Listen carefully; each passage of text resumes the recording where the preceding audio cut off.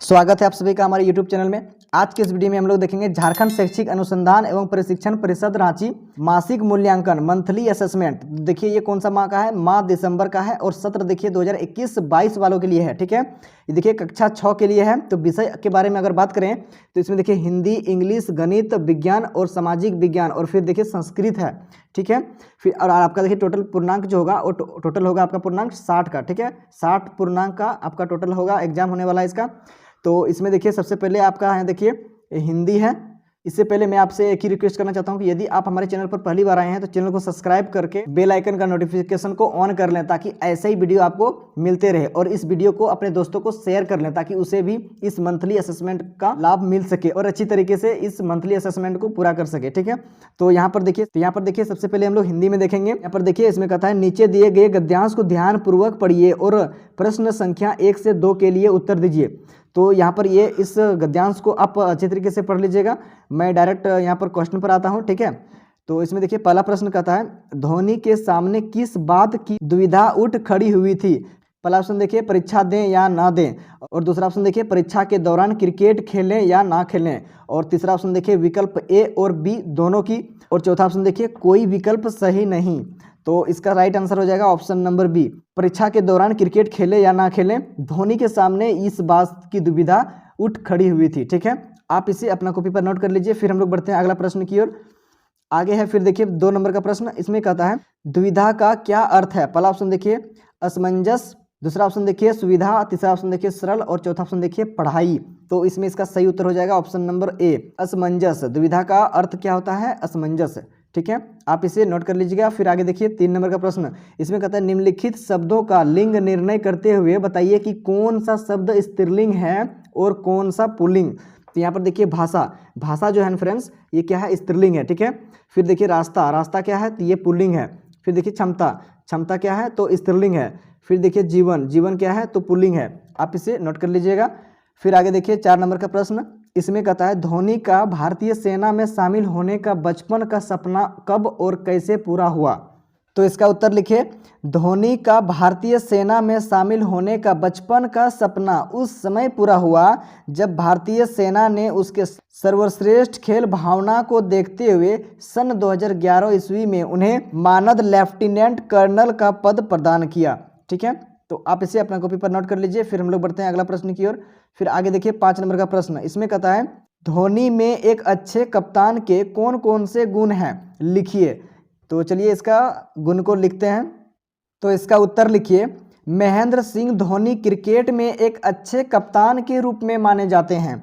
उनमें कप्तान के सर्वश्रेष्ठ गुण विद्यमान है। वे टीम को साथ लेकर चलते हैं। अपने साथी खिलाड़ी की पूरी क्षमता का उपयोग करने की कला उनमें मालूम है। वे टीम के वरिष्ठ खिलाड़ियों का सदा सम्मान करते हैं और नए खिलाड़ियों का हौसला बढ़ाते हुए उनको अपनी क्षमता प्रदर्शन का भरपूर अवसर प्रदान करते हैं। तो ये थे इनके गुण। ठीक है, तो आप इसे अपना कॉपी पर नोट कर लीजिए। फिर हम लोग बढ़ते हैं अगला प्रश्न की ओर। आगे अब है इंग्लिश। इसमें पहला क्वेश्चन है fill in the blanks with the correct form of adjective given in the bracket. तो यहाँ पर देखिए पाइन ट्रीज आर खाली जगह देन मैंगो ट्रीज। पहला ऑप्शन देखिए मोर टॉल, दूसरा ऑप्शन देखिए टॉल, तीसरा ऑप्शन देखिए टॉलर, और चौथा ऑप्शन देखिए टॉलेस्ट। तो यहाँ भरा जाएगा टॉलर। ठीक है, pine trees are taller than mango trees. Pine के पेड़ जो होते हैं वो आम पेड़ से ज़्यादा बड़ा होते हैं। ठीक है, आप इसे नोट कर लीजिए। फिर आगे देखिए 2 नंबर का क्वेश्चन। इसमें कहता है what does a child do out of nervousness according to the poem exam stress. पहला ऑप्शन देखिए he goes to take a bath, दूसरा ऑप्शन देखिए ही गोज टू जेल, तीसरा ऑप्शन देखिए ही बाइट्स हिज नेल्स, और चौथा option देखिए ही skaters his books. तो इसका राइट आंसर हो जाएगा ऑप्शन नंबर सी, ही बाइट्स हिज नेल्स। ठीक है, तो आप इसे अपना कॉपी पर नोट कर लीजिए। फिर हम लोग बढ़ते हैं अगला क्वेश्चन की ओर। आगे है 3 नंबर का क्वेश्चन। इसमें कहता है give one word for a group of given words and make a sentence of it in your own words. तो यहाँ पर देखिए फीलिंग और शोविंग ग्रेट प्लेजर मीन्स यहाँ पर दिया हुआ है अनेक शब्द का एक शब्द बताना है, ठीक है। फीलिंग और शोविंग ग्रेट प्लेजर को इसका एक शब्द में बताना है, तो इसका हो जाएगा यहाँ पर हैप्पीनेस, ठीक है। फिर आगे देखिए, अब हम लोग देखते हैं आगे, इसका एक सेंटेंस भी बनाना है, ठीक है। तो सेंटेंस देख लीजिए, she is always trying to find happiness. तो आप इसे अपना कॉपी पर नोट कर लीजिए। फिर आगे देखिए 4 नंबर का क्वेश्चन, इसमें कहता है complete the sentence from the poem exam stress. Exam stress का जो पोएम है उसको पढ़ना है और इसमें कंप्लीट करना है इस पोएम को। इसमें देखिए आई स्टेप इन द खाली जगह एयर, फिर आगे देखिए आई जस्ट, फिर देखिए खाली जगह, फिर स्पेयर। तो चलिए इसमें इसका आंसर देख लेते हैं। तो इसका आंसर लिखिए, I step in the classroom, I can touch fear in the air. फिर देखिए, I just hope my parents my life they will spare. तो इसे आप अपना कॉपी पर नोट कर लीजिए। फिर हम लोग बढ़ते हैं अगला क्वेश्चन की ओर। आगे है क्वेश्चन नंबर 5, इसमें कहता है answer the following questions in your own words. तो यहाँ पर देखिए पहला क्वेश्चन देखिए, what did Mary do in the garden to the ant according to the chapter the tiny little thing. इसमें कहता है chapter the tiny little thing के अनुसार मेरी गार्डन में चींटी के साथ क्या कर रही थी। तो चलिए इसका आंसर देखते हैं। तो इसका आंसर लिखिए, Mary dropped her thimble over the little ant for fun. ठीक है, मेरी ने क्या किया था, ड्रॉप कर दिया था, थिम्बल को जो है ना उसके ऊपर रख दिया था मस्ती करने के लिए। ठीक है, तो आप इसे अपना कॉपी पर नोट कर लीजिए। फिर हम लोग बढ़ते हैं अगला क्वेश्चन की ओर। आगे है बी नंबर का क्वेश्चन, इसमें कहता है what is a thimble. Thimble क्या है। ठीक है, तो चलिए इसका आंसर देखते हैं। तो इसका आंसर लिखिए, ए मेटल और plastic cap with a closed end worn to protect the finger and push the needle in sewing. ठीक है, आप इसे नोट कर लीजिए अपना कॉपी पर। अब हम लोग बढ़ेंगे अगला क्वेश्चन की ओर। अब हम लोग आगे देखेंगे गणित का प्रश्न। इसमें देखिए पहला प्रश्न कहता है, इनमें से कौन युग्म रेखा का उदाहरण है। पहला ऑप्शन देखिए समांतर रेखा, दूसरा ऑप्शन देखिए प्रतिच्छेदी रेखा, और तीसरा ऑप्शन देखिए लंब रेखा, और चौथा ऑप्शन देखिए वक्र रेखा। तो यहाँ पर देखिए फ्रेंड्स, यहाँ पर जो है ना समांतर रेखा, प्रतिच्छेदी रेखा और लंब रेखा, ये तीनों जो है ना सही होगा। क्यों? क्योंकि ये जो है ना समांतर रेखा, प्रतिच्छेदी रेखा और लंब रेखा तीनों युग्म रेखा के क्या है, उदाहरण है। ठीक है, एक्चुअली में यहाँ पर जो है ना उदाहरण नहीं होना चाहिए। क्या होना चाहिए था यहाँ पर, नहीं।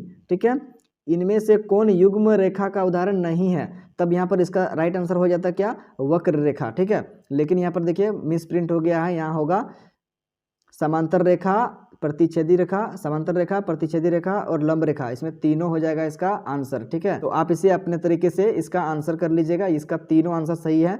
ठीक है, यहाँ पर थोड़ा सा मिस प्रिंट हो गया है, आप इसे अपने कॉपी पर नोट कर लीजिए। फिर हम लोग बढ़ते हैं अगला प्रश्न की ओर। अब आगे हम लोग देखेंगे प्रश्न 2, इसमें कहता है दिए गए समषटभुज में रेखा का कौन सा युग्म समांतर रेखा है। यहाँ पर देखिए एक समषटभुज दिया हुआ है। ठीक है, तो यहाँ पर देखिए एक समषटभुज दिया हुआ है चित्र, इसमें से बताना है कि इसमें कौन सा जो रेखा है वो समांतर है। इसमें देखिए पहला ऑप्शन देखिए के एल और एम एन। तो यहाँ पर देखिए के एल जो है ये के एल हो गया, ये देखिए के एल हो गया, और एम एन, तो ये रेखा जो है ना आगे बढ़ाने पर ये यहाँ पर प्रतिच्छेद हो रहा है, तो ये इसका ऑप्शन ये गलत हो गया। फिर देखिए आगे फिर है दूसरा ऑप्शन में है NO-LM। तो NO देखिए NO और LM, तो ये भी देखिए इसको भी आगे बढ़ाने पर यहाँ पर देखिए प्रतिच्छेद कर रहा है, तो ये भी इसका गलत हो गया ये ऑप्शन। अगला ऑप्शन देखिए C है, इसमें कहता है OP और LM। OP देखिए यहाँ पर ये OP है, और फिर देखिए LM, तो इसको हम लोग आगे बढ़ाएंगे ना तो ये प्रतिच्छेद आगे नहीं करेगा। ठीक है, तो इसका राइट आंसर हो जाएगा ऑप्शन नंबर C, OP और LM। यहाँ देखिए OP और LM जो है ना ये समांतर रेखा का युग्म है। ठीक है, आप इसे अपना कॉपी पर नोट कर लीजिए। फिर हम लोग बढ़ते हैं अगला प्रश्न की ओर। आगे है प्रश्न 3, इसमें कहता है समांतर रेखा की 2 की विशेषताएं लिखिए। ठीक है, इसमें समांतर रेखा का 2 विशेषता बताना है। तो चलिए इसके विशेषता को देखते हैं। तो 3 नंबर का उत्तर में लिखिए, इसमें पहला नंबर, समांतर रेखाओं को बढ़ाने पर वे प्रतिच्छेद नहीं करते हैं। फ्रेंड्स यहाँ पर देखिए ये 2 रेखाएं हैं, इसको अगर हम लोग बढ़ाएंगे इस तरह ना, आगे इधर बढ़ाएंगे तो क्या होगा, ये दोनों आपस में प्रतिच्छेद नहीं करेंगे, मतलब ये दोनों आपस में मिलेंगे नहीं। ठीक है, एक दूसरे को नहीं प्रतिच्छेद करेंगे, नहीं काटेंगे, तो ये है प्रतिच्छेद ये नहीं करेंगे। फिर आगे देखिए 2 नंबर में, समांतर रेखाओं में सभी जगह बीच की दूरी समान होती है। यहाँ देखिए यहाँ से भी इसको अगर नापिएगा तो यहाँ इसका दूरी जितना होगा यहाँ पर भी उतना ही दूरी होगा, यहाँ पर भी उतना ही दूरी होगा, यहाँ पर भी उतना ही दूरी होगा, सारा जगह हो जाएगा इसका दूरी सेम। ठीक है, तो आप इसे अपना कॉपी पर नोट कर लीजिए। अब हम लोग बढ़ते हैं अगला क्वेश्चन की ओर। आगे है 4 नंबर का प्रश्न। इसमें कहता है अपने दैनिक जीवन के समांतर रेखा के 2 उदाहरण लिखिए। तो चलिए इसमें कुछ उदाहरण ले लेते हैं इसका। तो 4 नंबर का उत्तर लिखिए, रेल की पटरी और फिर रूलर स्केल। अभी आप लिख सकते हैं, तो यहाँ पर से एक हो गया और फिर यहाँ से एक 2 हो गया। रेल की पटरी और रूलर स्केल, ये 2 उदाहरण हो गया। आप इसे अपना कॉपी पर नोट कर लीजिए। फिर हम लोग बढ़ेंगे अगला प्रश्न की ओर। आगे है 5 नंबर का प्रश्न। इसमें कहता है एम और एन 2 रेखा इस प्रकार खींचें कि वे एक दूसरे पर लंब समद्विभाजक हों। ठीक है, तो चलिए इसको हम लोग 2 रेखा ले लेते हैं और उसको हम लोग खींचेंगे और उसको हम लोग देखेंगे कि लंब समद्विभाजक एक दूसरे पर बनाएंगे। तो चलिए हम लोग 2 रेखाएं एम एन ले लेते हैं और उसको हम लोग लंब समद्विभाजक करते हैं। तो आप यहाँ पर सिर्फ इस तरीके से एक फिगर बना दीजिए और यहाँ पर इस तरीके से आप दे दीजिए और यहाँ पर एम दे दीजिए और यहाँ पर एन दे दीजिए। 2 ये एम और ये एन रेखा है। ठीक है, और यहाँ पर देखिए ये लंब समद्विभाजक हो रहा है। जैसे ये पी बिंदु और ये बिंदु क्यू है और ये बिंदु ले लीजिए ओ। तो यहाँ पर देखिए पी और ओ जो बराबर होगा, वो ये पी ओ जो बराबर होगा ना, वो ओ और क्यू के बराबर होगा, ओ और क्यू का बराबर होगा। और यहाँ पर देखिए एंगल जो हो रहा है वो कितना डिग्री बन रहा है, तो 90 डिग्री बन रहा है। जब लंब समद्विभाजक होता है, लंब होता है जब किसी रेखा पर दूसरा रेखा आता है सीधा, तो यहाँ पर जो लंब बनता है वो कितना डिग्री का बनता है, तो वो 90 डिग्री का बन जाता है। ठीक है, तो आप नोट कर लीजिए इसे। अब आगे है विज्ञान। इसमें देखिए पहला प्रश्न कहता है निम्नलिखित विकल्पों में से कौन सा विकल्प संघनन प्रक्रिया को दर्शाता है। पहला ऑप्शन देखिए, गर्म छड़ के ऊपर जल छिड़कने से भाप का ऊपर उठना। दूसरा ऑप्शन देखिए, गीले कपड़े से पोंछने के बाद श्यामपट्ट का सूख जाना। तीसरा ऑप्शन देखिए, सर्दियों में प्रातः काल में कोहरे का बनना। और चौथा ऑप्शन देखिए, कपड़े को भिंगाकर इस्त्री करने पर भाप का निकलना। तो इसका राइट आंसर हो जाएगा ऑप्शन नंबर सी, सर्दियों में प्रातः काल में कोहरे का बनना। ठीक है, ये संघनन प्रक्रिया को दर्शाता है। तो आप इसे नोट कर लीजिए। फिर हम लोग बढ़ते हैं अगला प्रश्न की ओर। आगे है 2 नंबर का प्रश्न। इसमें कहता है दिए गए कथन एवं कारणों के आधार पर सही विकल्प का चयन करें। देखिए इसमें कथन दिया है स्कर्वी विटामिन डी की कमी से होता है, और कारण देखिए इसमें दिया हुआ है ऐसा भोजन में ताजे सब्जी फल जैसे नींबू आंवला आदि के अभाव में होता है। इसमें देखिए पहला ऑप्शन दिया है कथन सही है, दूसरा ऑप्शन देखिए कारण सही है, और तीसरा ऑप्शन देखिए कथन सही है और कारण गलत है, और चौथा ऑप्शन देखिए कथन गलत एवं कारण सही है। तो इसका राइट आंसर हो जाएगा ऑप्शन नंबर डी, कथन गलत एवं कारण सही है। ठीक है, कथन देखिए स्कर्वी विटामिन डी की कमी से होता है, तो ये जो है ये कथन गलत है। फिर देखिए यहाँ पर कहता है कारण जो है ना सही है, तो कारण देखिए ऐसा भोजन में ताजे सब्जी फल जैसे नींबू आंवला आदि के अभाव में होता है, तो कारण सही है और कथन गलत है। आप इसे नोट कर लीजिए। फिर हम लोग बढ़ते हैं अगला प्रश्न की ओर। आगे देखिए 3 नंबर का प्रश्न। इसमें कहता है प्लास्टिक एवं प्लास्टिक से बने वस्तुओं का ज़्यादा उपयोग करने से समस्या कब उत्पन्न होती है। तो इसका उत्तर यहाँ से लिखिए, प्लास्टिक के वस्तुओं के बढ़ते उपयोग के कारण ही प्लास्टिक प्रदूषण जैसी गंभीर समस्या उत्पन्न हुई है। फिर देखिए प्लास्टिक एक नॉन बायोडिग्रेडेबल पदार्थ है, इसलिए यह जल और भूमि में भी घटित नहीं होता। फिर देखिए यह वातावरण में सैकड़ों वर्षों तक बना रहता है, जिससे यह भूमि जल और वायु प्रदूषण का कारण बनता है। फिर देखिए प्लास्टिक से उत्पन्न कचरा पानी के स्रोतों जैसे कि नदियों समुद्रों तथा महासागरों में मिल जाता है और इन्हें बुरे तरीके से प्रभावित करता है। तो आप इसे अपना कॉपी पर नोट कर लीजिए। फिर हम लोग बढ़ेंगे अगला प्रश्न की ओर। आगे है 4 नंबर का प्रश्न। इसमें कहता है अभावजन्य रोग किसे कहते हैं, परिभाषित करें। तो चलिए इसका परिभाषा देखते हैं। तो इसका उत्तर लिखिए, वे रोग जो लंबी अवधि तक पोषक तत्वों के अभाव से होते हैं उन्हें अभावजन्य रोग कहते हैं। एक या अधिक तत्वों का अभाव हमारे शरीर में रोग पैदा कर सकता है। सभी अभावजन्य रोगों से बचाव संतुलित आहार से किया जा सकता है। ठीक है, आप इसे अपना कॉपी पर नोट कर लीजिए। फिर हम लोग बढ़ते हैं अगला प्रश्न की ओर। आगे है 5 नंबर का प्रश्न। इसमें कहता है जल चक्र का नामांकित चित्र बनाइए। तो चलिए इसका एक चित्र बना लेते हैं। तो इसका उत्तर देखिए, यहाँ पर एक चित्र दिया हुआ है, जल चक्र का चित्र दिया हुआ है। आप इस तरीके से आप एक जल चक्र का चित्र बना लीजिएगा, ठीक है। आप इसे नोट कर लीजिए, आप इस चित्र को अपना कॉपी पर बना लीजिए, ठीक है। अब हम लोग फिर बढ़ेंगे अगला प्रश्न की ओर। अब आगे है सामाजिक विज्ञान। इसमें देखिए प्रश्न 1 में कहता है, इसी धर्म के अनुसार संसार के सभी प्राणी अपने अपने संचित कर्मों के अनुसार कर्मफल भोगते हैं। पहला ऑप्शन देखिए सिख धर्म, दूसरा ऑप्शन देखिए बौद्ध धर्म, तीसरा ऑप्शन देखिए जैन धर्म और चौथा ऑप्शन देखिए पारसी धर्म। तो इसका राइट आंसर हो जाएगा ऑप्शन नंबर बी, बौद्ध धर्म, ठीक है। आप इसे अपना कॉपी पर नोट कर लीजिए। फिर हम लोग बढ़ते हैं अगला प्रश्न की ओर। आगे देखिए प्रश्न 2 है। इसमें कहता है, पृथ्वी के अंदर से गर्म मैग्मा, चट्टानों के टुकड़े तथा एक अन्य पदार्थ तीव्र गति से निकलकर सतह पर पर्वत का रूप ले लेते हैं। ऐसे पर्वत को क्या कहते हैं? पहला ऑप्शन देखिए वलित पर्वत, दूसरा ऑप्शन देखिए ज्वालामुखी पर्वत, तीसरा ऑप्शन देखिए भ्रंगशोत्थ पर्वत और चौथा ऑप्शन देखिए अवशिष्ट पर्वत। तो इसका राइट आंसर हो जाएगा ऑप्शन नंबर बी, ज्वालामुखी पर्वत, ठीक है। आप इसे नोट कर लीजिए। फिर हम लोग बढ़ते हैं अगला प्रश्न की ओर। आगे है 3 नंबर का प्रश्न, प्राकृतिक आपदा जैसे सुनामी, बाढ़, भूकंप आदि आने पर मुख्य रूप से बचाव का कार्य या पीड़ित लोगों की सहायता करने में किसकी भूमिका अधिक होती है? पहला ऑप्शन देखिए सरकार की, दूसरा ऑप्शन देखिए नेता की, तीसरा ऑप्शन देखिए लोगों की और चौथा ऑप्शन देखिए स्वयंसेवी संगठन का। तो इसका राइट आंसर हो जाएगा ऑप्शन नंबर सी, लोगों की, ठीक है। आप इसे नोट कर लीजिए। फिर हम लोग आगे बढ़ते हैं। आगे है 4 नंबर का प्रश्न। इसमें कहता है, विधायिका के कार्यों को उदाहरण सहित बताइए। तो चलिए इसका कार्यों को देखते हैं। तो इसका उत्तर लिखिए, विधायिका जनता द्वारा चुने गए प्रतिनिधियों से बनती है। सरकार के इस अंग के पास कानून बनाने की शक्ति होती है। राज्य हित में यह नीति बनाने का कार्य भी करती है। उदाहरण के लिए संसद और विधानसभा, ठीक है। आप इसे नोट कर लीजिए। फिर हम लोग बढ़ते हैं अगला प्रश्न की ओर। आगे है 5 नंबर का प्रश्न। इसमें कहता है, पर्वतों से अनेक लाभ होते हैं, उनमें से कोई 2 लाभ उदाहरण सहित बताएं। तो चलिए इसके उदाहरण को देख लेते हैं।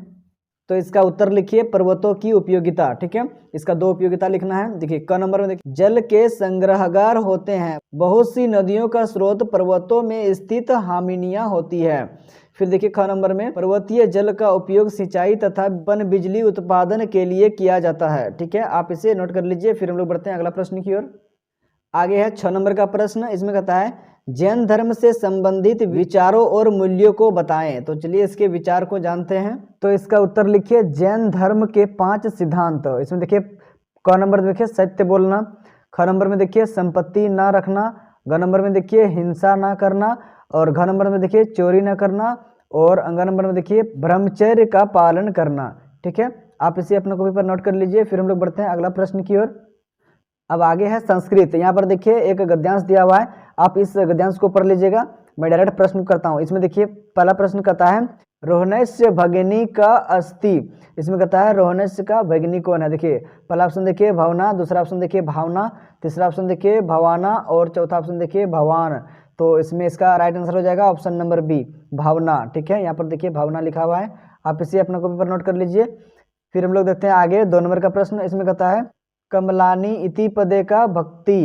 पहला ऑप्शन देखिए प्रथमा, दूसरा ऑप्शन देखिए तृतीया, तीसरा ऑप्शन देखिए चतुर्थी और चौथा ऑप्शन देखिए पंचमी।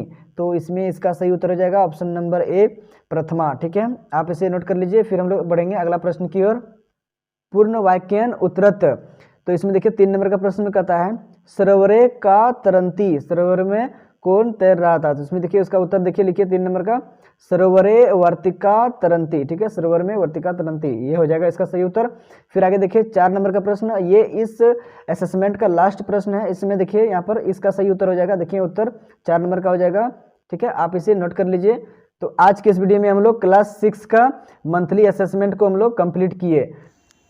तो फ्रेंड्स उम्मीद करते हैं कि ये वीडियो आपको समझ में आया होगा।